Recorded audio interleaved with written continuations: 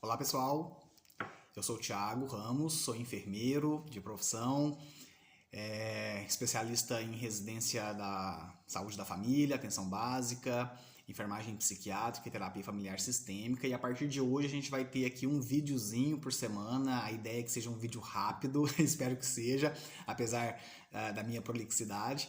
Mas a ideia é fazer vídeos rápidos para discutir um livro, né? Um livro lançado recentemente pelo médico psiquiatra Peter Gosky, que se intitula Manual de Psiquiatria. Esse livro ele está sendo disponibilizado gratuitamente através do site Med in Brasil.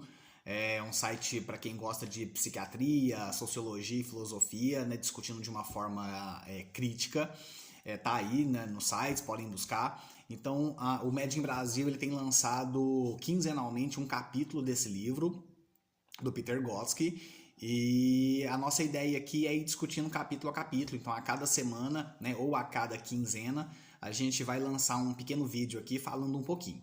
Então, basicamente, hoje é só a introdução, né, desse livro do Peter Gosky, né, e apresentar quem é o Peter Gosky e o primeiro capítulo já dele, que ele também faz uma apresentação geral do porquê, né, escrever um livro de manual de psiquiatria. Então, basicamente, o Peter Gosky, ele é um médico, psiquiatra, cofundador da Cochrane, né, que é um indexador aí de artigos, né, de publicação de estudos científicos. 75 artigos publicados nos grandes periódicos, né, como a JAMA, por exemplo, o New England Journal of Medicine.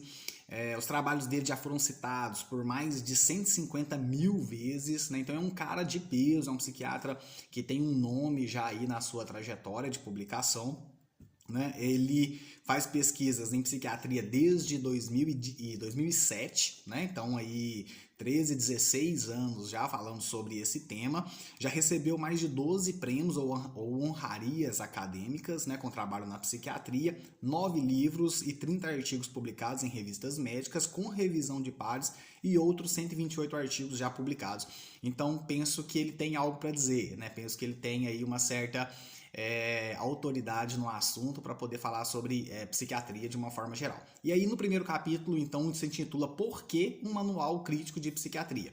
E ele defende o seguinte, que há uma enorme divisão de narrativas entre a psiquiatria oficial, né, hoje que a gente chama de psiquiatria moderna, ou os nomes de psiquiatria baseada em evidências, embora não seja tanta. Então ele vem falar que existe uma luta de narrativas entre a psiquiatria vigente, a nossa visão hegemônica sobre os transtornos psiquiátricos e, consequentemente, né, os tratamentos, a forma de acompanhamento, e, por outro lado, as evidências científicas reais. Então ele diz que a psiquiatria vigente hoje ela trabalha mais com crenças, na verdade, do que nas evidências científicas, porque as evidências científicas mais atuais, feitas por artigos mais controlados, né, por meta-análises também que vêm ter um certo rigor científico, elas vêm demonstrar algumas evidências que são contrárias àquilo que a psiquiatria vigente, hegemônica, ela nos fala, né? Então, por exemplo, das causas dos transtornos psiquiátricos, que a psiquiatria moderna ainda se baseia que os transtornos psiquiátricos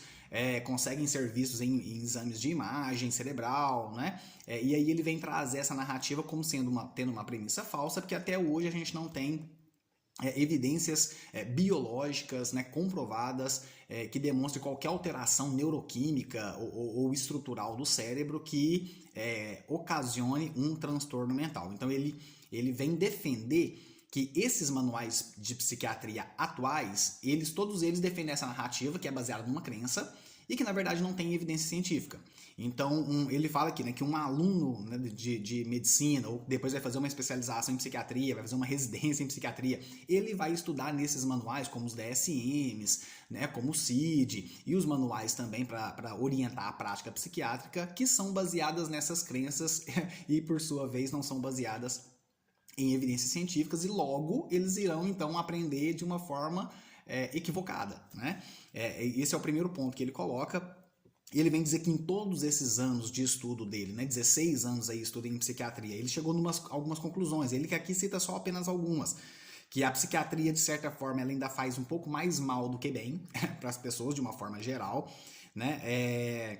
Que é a única especialidade médica. Então, olha, veja bem isso aqui. Dentro da medicina, é a única especialidade médica que existe um movimento de usuários que se intitulam sobreviventes da psiquiatria. Então é interessante. Você não tem, por exemplo, nenhum movimento que chama sobreviventes da cardiologia, sobreviventes da nefrologia, né, sobreviventes da ortopedia. Mas na psiquiatria você tem um movimento forte, robusto, né, mundialmente reconhecido, que são sobreviventes da psiquiatria. Pessoas, então, que passaram por acompanhamentos psiquiátricos, que tiveram suas vidas, de certa forma, arruinadas, né, devastadas mesmo por esse movimento.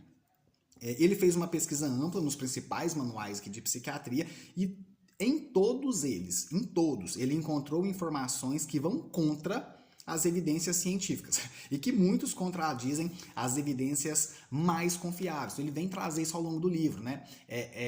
Achados sem referências, né? Ou referências trocadas, onde ele não achava o artigo, o estudo que aquela premissa vinha trazer. Então ele vai depois trabalhar isso ao longo do livro e a gente vai conversando aqui aos pouquinhos, né? Um último ponto nesse primeiro capítulo, onde ele fala, né, ele traz esse conhecimento que os psicotrópicos, toda e qualquer droga que age, né, aqui na questão cerebral, e aí psicotrópico, benzodiazepínico, estabilizador de humor, antipsicótico, né, os ansiolíticos, e ele vem falar que todos eles foram desenvolvidos com base em experimentos, né, com animais, principalmente com ratos, e que quando essa experiência ia ser transmutada, né, ia ser realizada em humanos, nenhuma delas demonstrou relevância nos tratamentos, né? Então é algo para a gente pensar, é algo que fica aí para a gente poder aprofundar e estudar um pouquinho mais, tá?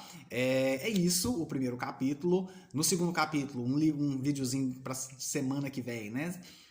Ele se intitula Os distúrbios psiquiátricos são essencialmente genéticos ou ambientais? Então ele entra nessa discussão. Espero que quem goste aí de saúde mental, quem gosta de discutir essas questões, esteja aí conosco. Compartilhe esse vídeo, né, com uma pessoa aí que você conhece, que trabalha com saúde mental, que gosta do tema. A partir de hoje, então, a gente vai ter um videozinho falando sobre isso. Até já!